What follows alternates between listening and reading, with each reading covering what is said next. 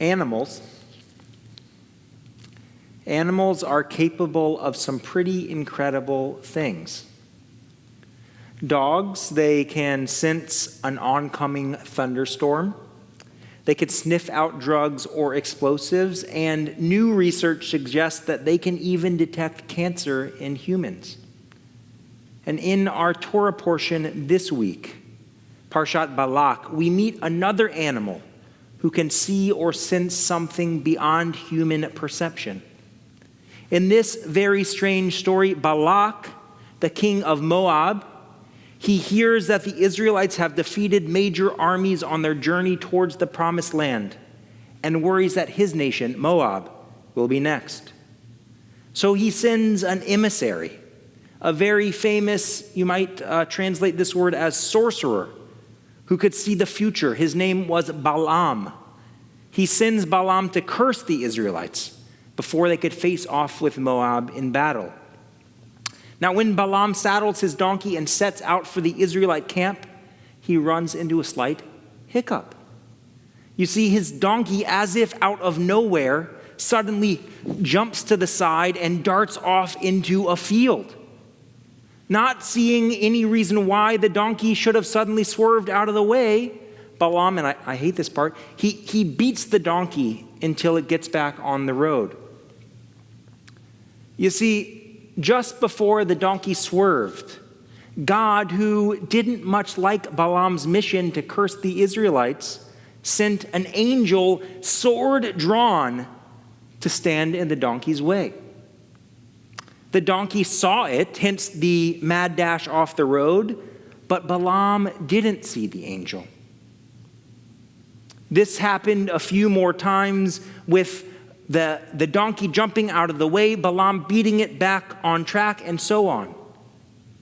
But after a few times, finally the Torah says, quote, God uncovered Balaam's eyes, and he saw the angel of Adonai standing in the way, sword in hand. Finally, Balaam could see what the donkey had seen all along. So what does this story about a prescient donkey and an unseeing seer, what does it have to do with our lives?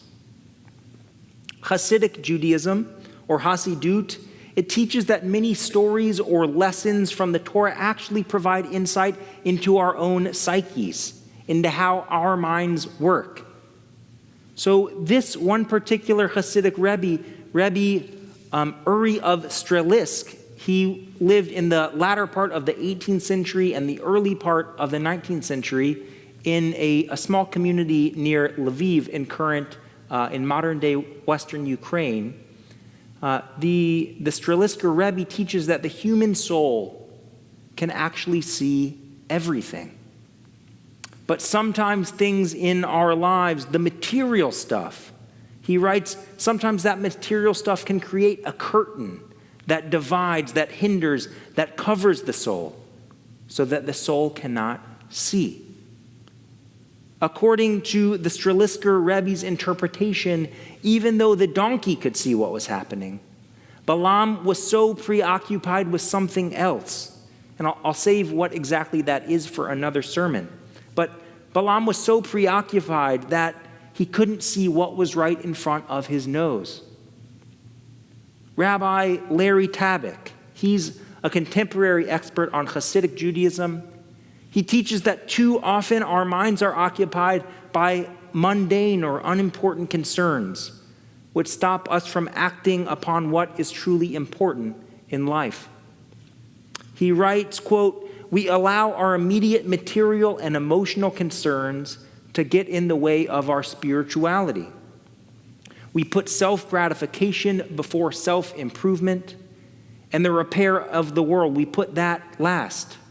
Instead, we imagine that more goods, a bigger house, a better job, and more expensive vacations will bring us happiness.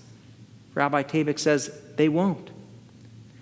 True happiness, he writes, comes from learning who we are. We are spiritual beings inhabiting a material world. Once we forget this fact, when we do, even when extraordinary events occur to us as they occur to Balaam, we fail to perceive them or learn their spiritual lesson. So that question, the answer to that question, how do we unclutter? How do we uncover our souls that maybe because of what's going on in our life, we have a curtain, something clouding, obscuring what we can really see? How do we focus on what truly matters? I think the answer can be learned, once again, from animals. So often when I'm sitting in my own backyard with my dog, Abby Road, she's a very nice girl, so often when we're back there, even on a beautiful day, I'm on my phone, scrolling endlessly through Facebook or Instagram, checking my email, online shopping. I'm really paying attention to anything except what is going on right in that moment.